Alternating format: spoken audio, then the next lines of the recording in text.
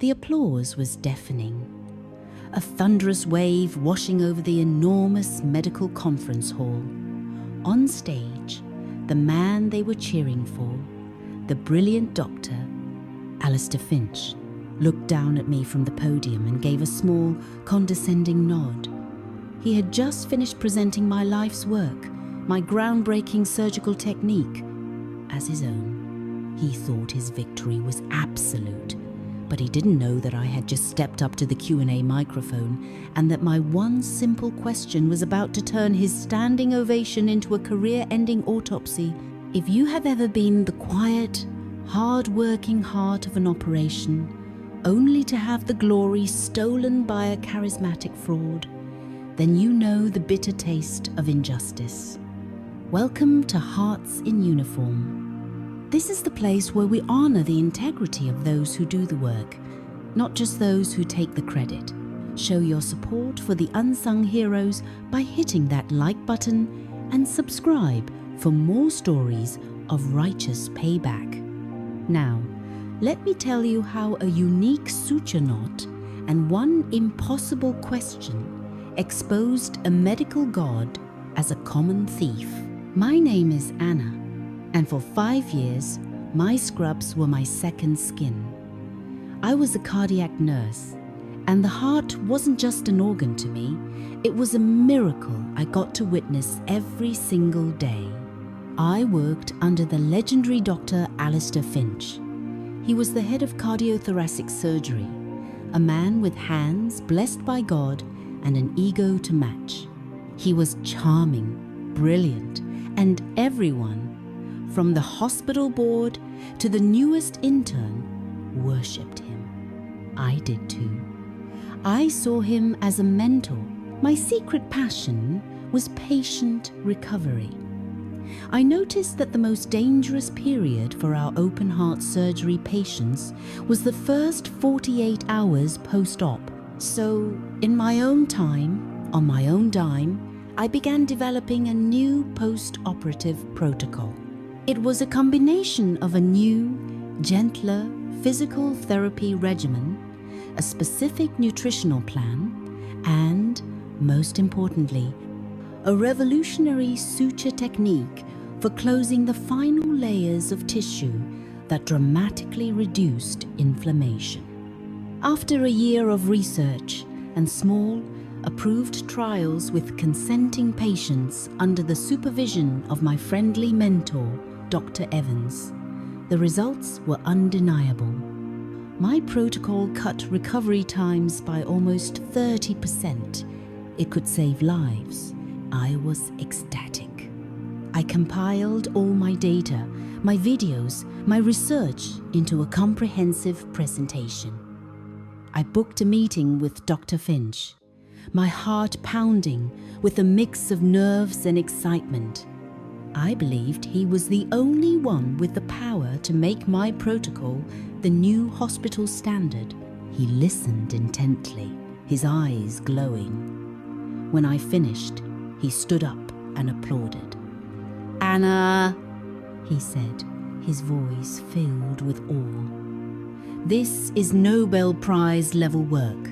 You are a genius." He told me I was too humble, that a nurse couldn't get this kind of work published on her own. He promised to take my research, champion it, and ensure we both got the credit we deserved. "We're going to change the world with this, you and I," he said. I handed him my entire research portfolio on a flash drive. I trusted him completely. For weeks, I heard nothing. When I asked, he'd say things were moving through the proper channels. Then, one afternoon, I saw a flyer pinned to the hospital bulletin board. It was for the National Cardiology Symposium, the biggest conference of the year. And there, listed as the keynote speaker, was Dr. Alistair Finch. The title of his presentation sent a spear of ice through my heart. The Finch Protocol, a revolutionary approach to post-operative cardiac recovery. He hadn't just stolen it, he had erased me. He had branded my soul with his own name. I felt the world tilt on its axis. I wanted to scream, to confront him, to tear down the flyer. But then, a quiet, cold voice in my head, the voice of a nurse who has seen life and death, whispered, "Panic is useless. Act."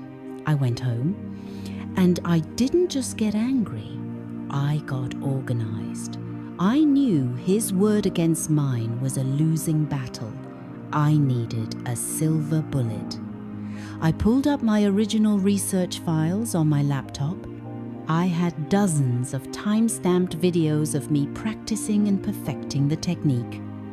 And in those videos was my trap, a detail so small and so brilliant that a thief as arrogant as Finch would never have noticed it. The unique suture technique I developed ended with a special, non-standard locking knot. It was a modified fisherman's knot, something my grandfather had taught me as a kid.